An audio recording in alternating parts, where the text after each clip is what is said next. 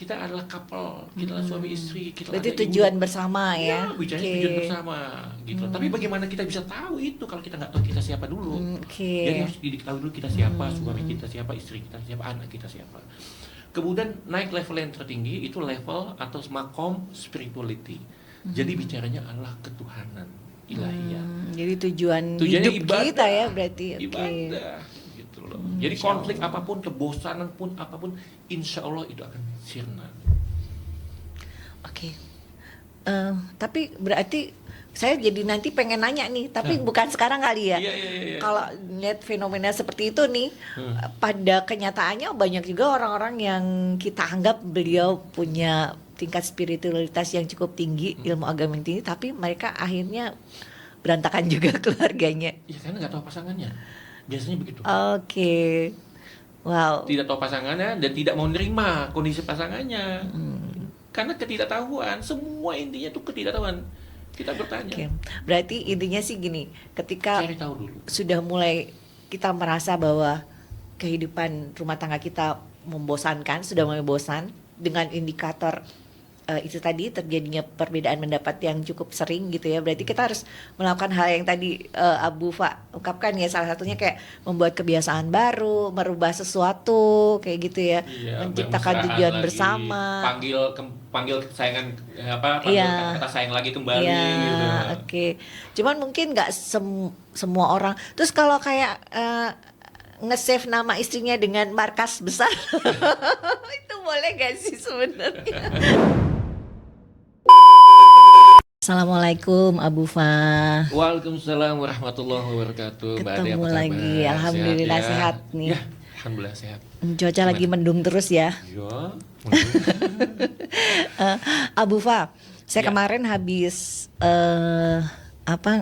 ngopi nih sama teman-teman gitu, beberapa teman yang seumuran lah gitu dengan saya dan dengan usia pernikahan di atas 10 tahun. Wow. Gitu ya. Masya Allah. Saya sendiri udah 20 tahun lebih. Alhamdulillahirrahmanirrahim. Nah, ternyata ada beberapa di antara teman-teman itu mengatakan, kenapa pernikahan aku kerasa garing banget gitu ya. Jadi kayak membosankan gitu dengan bertemu dengan orang-orang yang sama gitu ya. Apalagi kalau kayak di usia pernikahan di atas, mungkin di atas 17 tahun, 18 tahun, ketika anak-anak udah mulai kuliah sehingga mereka hanya tinggal berdua lagi gitu ya. Itu ternyata banyak yang merasa gagal untuk bisa menjaga keseruan berumah tangga gitu dengan pasangannya. Itu gimana tuh Abu Fa? Iya, Masya Allah ya. Jadi kalau kita perhatikan yang Mbak Ade, seperti yang pernah saya sampaikan itu bahwa pernikahan ini sesuatu yang mulia ya, yang sangat diminta oleh Allah dan diharapkan dilakukan oleh umat-umat Rasulullah. Kita akan sangat senang banget kalau kita lihat ada teman kita atau mungkin keluarga kita yang kayaknya kok langgeng-langgeng ya sampai 20 tahun, 30 tahun, 50 tahun, bahkan sudah sampai nenek-nenek keribut-keribut tuh masih bisa bersama gitu ya. Gandengan tangan, masih gandengan gitu. tangan gitu ya. Nah, Masya Allah kalau bisa kita semua ya, kita bisa seperti itu Masya Allah, Alhamdulillah, amin ya rabbal alamin. Amin. Jadi Mbak Ade, sebenarnya memang pernikahan ini adalah suatu ibadah sepanjang masa, ibadah terlama, Terpanjang ya. terlama yang dilakukan oleh manusia, oleh individu, gitu ya. Kalau misalnya dia yang lain-lain itu ya sebentar aja nikahnya. Tapi kalau nikah itu yang mulai dari dia ijab kabul sampai dia ditutup usia atau sampai dia cerai, itu sepanjang itu ibadah semua. Contohnya paling gampang nih misalnya ibu-ibu nih ya, tiap pagi aja atau malam aja atau kapanpun menghidangkan 1 gelas air kepada suaminya, itu sama dengan ibadah sholat sepanjang malam. Masya Allah. Bayangkan Tapi harus diniatin ibadah ya berarti. kan ibadah ya untuk kepada suami tercintanya Iya, gitu loh ya. dengan hati yang tulus. Itu baru 1 gelas loh. Masya Belum lagi Allah. dia nyiapkan makanan ya kan, belum lagi dia bereskan tempat tidur atau menemaninya nanti di tempat tidur. Itu ibadah semua. Jadi memang ibadah terpanjang. Makanya Raja Iblis pun dia siap-siap ini, begitu dia tahu, oh ini menikah, langsung dia utus tuh, bukan S1, S2, S3 lagi. Iblis yang khusus untuk menghancurkan rumah tangga ini, ya kan? Tapi yang udah kelasnya profesor atau doktor lah istilahnya, untuk bisa menghancurkan rumah tangga. Bagaimana nanti mula-mula tuh bosan dulu tuh, mula-mula aduh kayaknya garing banget sih, bosan banget kan. Lama-lama mulai tuh masuk waswis tuh ya, waswis masuk ya, mulai dari waswis dari dirinya sendiri, ya kan. Terus yang dibisikin di telinga, waswis dari keluarganya, ya, waswis dari teman-temannya, ya kan, dari media sosial. Nah ini waswis ini yang sebetulnya cukup berbahaya. Makanya begitu kita timbul rasa bosan, itu harus cepat-cepat dicegah, cepat-cepat dikembalikan kepada awal pernikahan.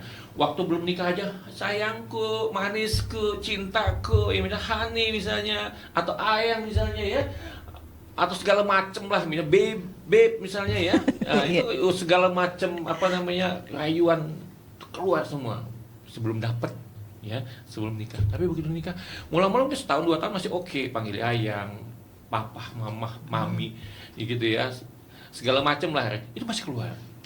Tapi terus lama-lama memudar. Sebetulnya ini sesuatu yang wajar, ya. Banyak terjadi ya. Wajar, tapi tidak jadi wajar dan berbahaya apabila ini tidak kita antisipasi pencegahannya segera. Nah, karena ini berujung kepada konflik, dan akhirnya berantem, akhirnya pisah. Ini sangat tidak diharapkan.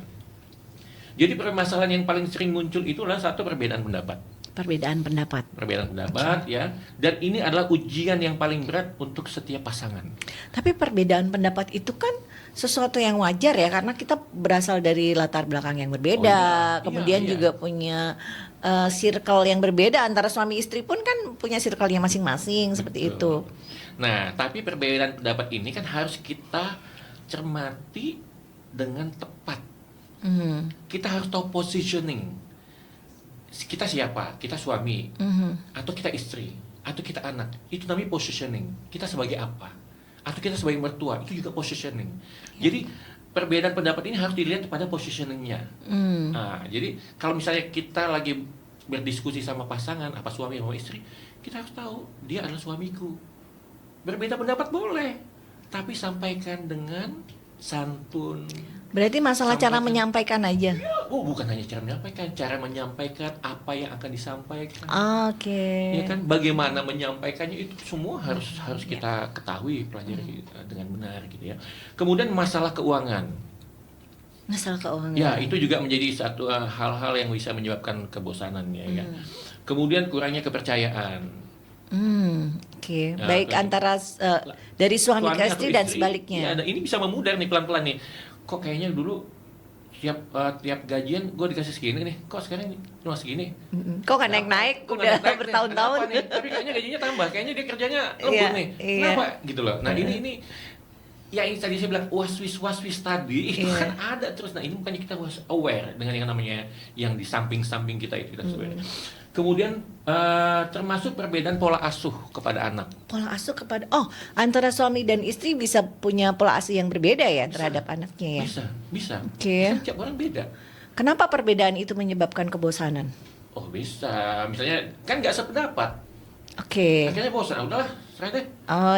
Kayak misalnya anaknya pengen punya motor tapi belum punya SIM, suaminya bilang ya nggak boleh gitu kan. Istrinya bilang nggak apa-apa lah kayak gitu. Tiap hari gitu, lama-lama kan bosan. Udahlah, lu aja deh, kamu aja deh. Ya kan, antum aja misalnya kan. Nah ini yang harus kita hindari. Kemudian kekerasan dalam rumah tangga itu juga bisa menyebabkan ya. Terus mohon maaf, belum dikaruniai oleh Allah anak misalnya, itu juga bisa menyebabkan kebosanan. Misalnya udah 5 tahun belum lagi dikaruniai Allah, udah 10 tahun belum dikaruniai Allah, itu juga bisa menjadi penyebab kebosanan ya. Kemudian ada intervensi pihak lain, mertua misalnya, sepupu misalnya, ipar misalnya ya, temen bahkan misalnya. Nah itu juga bisa menjadi penyebab kebosanan ya kan. Misalnya lu sama suami gitu aja misalnya kan. Nah misalnya gitu, kamu kok kesini sih aja sama suami gak pernah kemana-mana. Mulai tuh masuk tuh gangguan iblis gitu ya. Iya. Ini kita nggak aware. Nah ini harus kita antisipasi. Jadi kemudian ya komunikasi. Ya ini harus hal-hal yang harus kita waspadai sebetulnya. Nah, tentang komunikasi, ada orang-orang yang memang mereka bisa dengan mudah mengkomunikasikan apa yang ada di dalam pikirannya. Sementara ada orang-orang yang lebih suka diam gitu ya. Iya. Itu gimana tuh Abu Fa? Ya, itu. Makanya Mbak Des, seperti yang saya sampaikan sebelumnya bahwa alangkah baiknya, alangkah indahnya kalau misalnya sebelum kita menikah itu kita coba cari tahu siapa sih pasangan kita, siapa sih suami kita, siapa sih istri kita, supaya kita saling mengenal. Apakah istri kita yang introvert misalnya, atau istri kita ekstrovert misalnya, atau suami kita yang ekstrovert misalnya, itu kan berbeda. Karena kalau yang seseorang itu memang ditakdirkan oleh Allah itu sifatnya introvert, itu drive motivasinya itu dari dalam dia, gitu loh. Jadi ada 1000 orang pun yang memotivasi dia untuk dia jalan, dia gerak, dia melakukan sesuatu, kok dia dari dalamnya enggak, ya enggak bisa. Nah, sebagai pasangan kalau misalnya si suami tahu bahwa istrinya adalah seorang introvert, dia harus memahami, oh iya ya, Allah takdirkan dia, dia takdirkan dia adalah seorang introvert. Tapi mungkin beliau, istriku, belum mengembangkan dirinya bagaimana sebagai introvert yang bisa lebih terbuka, ya kan? Atau mungkin kebaliknya, suamiku ini terlalu ekstrovert misalnya, gawat nih misalnya. Nah ini kan kita nggak bisa menduga-duga, nggak bisa apa istilahnya menebak-nebak pasangan kita nih. Tapi dua sifat ini bisa jadi menyatu ya antara si introvert dengan ekstrovert. Bisa. Allah ciptakan semua berpasangan loh. Ada siang, ada malam, ya kan? Ada hitam, ada putih, ya kan? Jadi memang sebetulnya kalau yang berpasangan itu insya Allah baik. Yang berbeda ya, gitu ya. Jadi kalau sama-sama ekstrovert, kalau satu waduh heboh ya, gembira terus ya. Tapi kalau misalnya memang satu introvert, satu ekstrovert itu insya Allah bagus.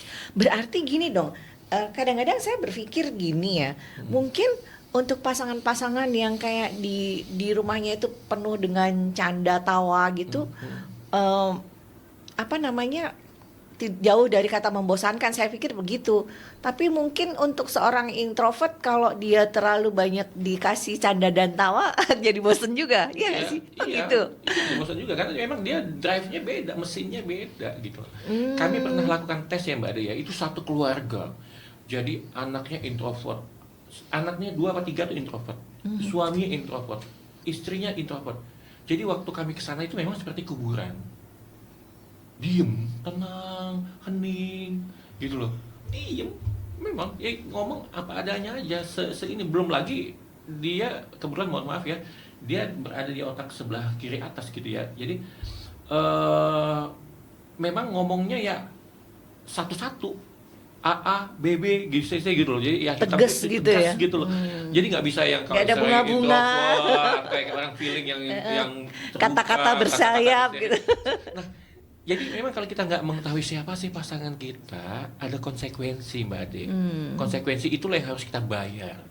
Ya, bayar apa? Dengan kita menahan diri, ya kan? Kita bersabar. Itu konsekuensi yang harus kita bayar. Tapi kalau kita misalnya nggak bisa tahan diri, nggak bisa sabar, terus ditambah lagi dengan masukan-masukan, bisikan-bisikan waswis syaitan tadi, iblis tadi ya, dari segala macam penjuru, atas, samping segala macam. Nah, ini yang bisa menyebabkan akhirnya timbul kebosanan. Kebosanan akhirnya meledak marah, berantem, pisah. Nauzubillah min dzalik. Oh gitu ya. Jadi gimana tuh kalau misalnya cara kita mencegah dari si kebosanan ini terjadi gitu? Sebenarnya apa sih yang harus dilakukan kalau misalnya usia pernikahan udah terlanjur udah 10 tahun kayak gitu ya? Kemudian mulai bosan gitu. Kalau saya dulu pernah Abu Fa, di usia pernikahan keberapa ya, kayaknya belum sampai 10 tahun gitu, saya merasa kayak kok garing gini ya gitu. Cuman waktu itu saya cepat menyadari itu gitu ya, karena sebenarnya pada dasarnya sih kami tuh suka bercanda, walaupun mungkin suami saya introvert, tapi kadang-kadang kita sering bercanda. Kemudian saya ngerasa garing, terus ternyata yang saya lakukan waktu itu cukup sederhana sebenarnya. Jadi kami tuh kembali memanggil dengan panggilan yang dulu waktu pas, kan ketika kita punya anak semanggilnya bapak sama ibu nih supaya anak kita niru. Nah dulu sebelumnya tuh kita memanggil dengan panggilan, jadi saya manggil dia darling, dia panggil saya honey gitu ya. Kemudian panggilan itu kita hidupkan lagi gitu, karena anak-anak kita juga udah gede, nggak punya potensi akan niruin gitu. Dan ternyata itu merubah banyak hal gitu. Oh iya, itu salah satu. Padahal sesederhana itu ya. Itu sederhana, itu salah satu. Jadi sebenarnya ini kita baru bicara introvert extrovert. Kita belum bicara mesinnya lagi.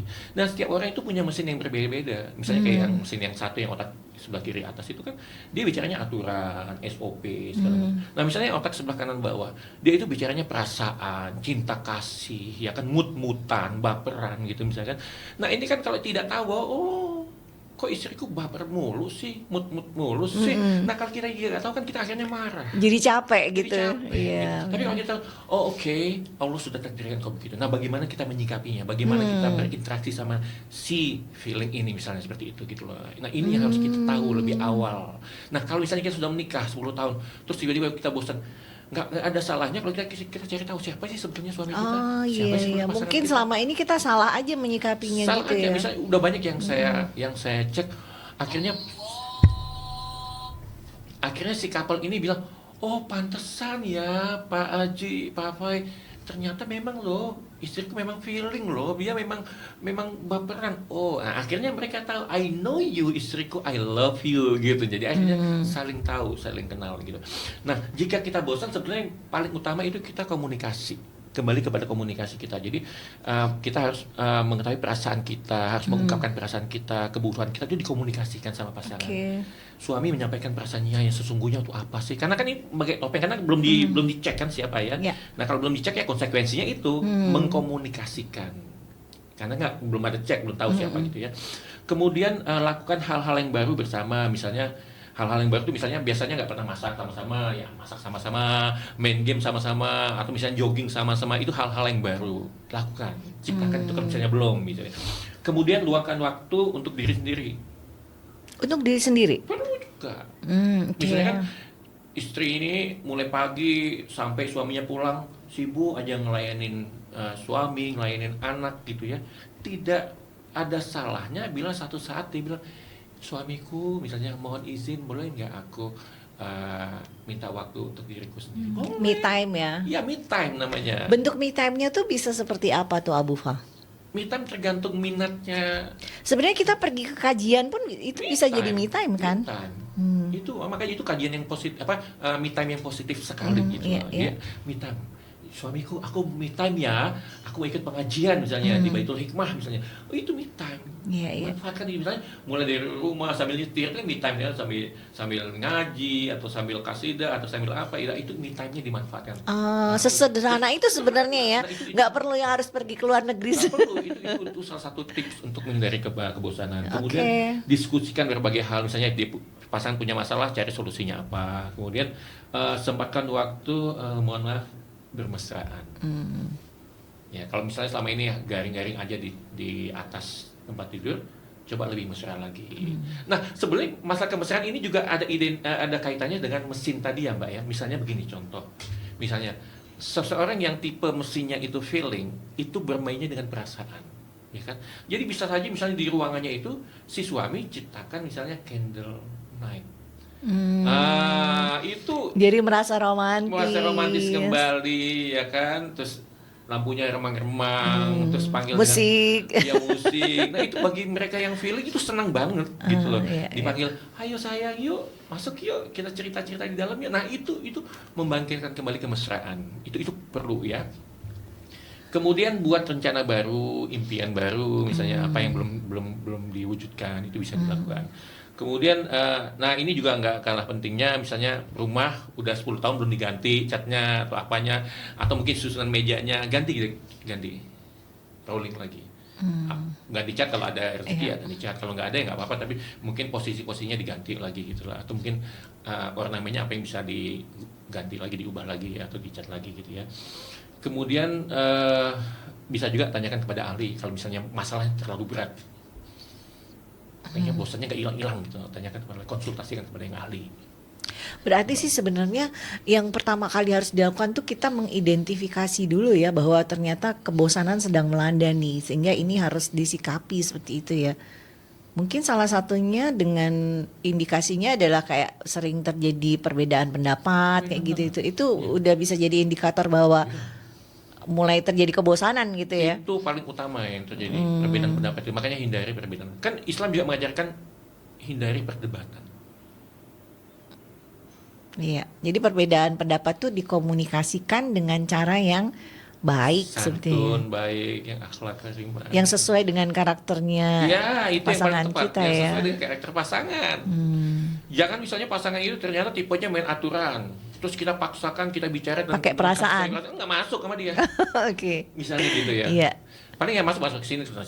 Kecuali misalnya tadi saya bilang kan ada tingkatan ya. Oh iya, sudah mencapai Sudah di mencapai strata tingkatan tertentu. morality atau mencapai kepada tahapan spirituality bahwa ya Allah, dia adalah suamiku, aku harus mengabdi, harus berbakti pada suamiku gitu ya. Nah itu sudah tingkatannya berbeda.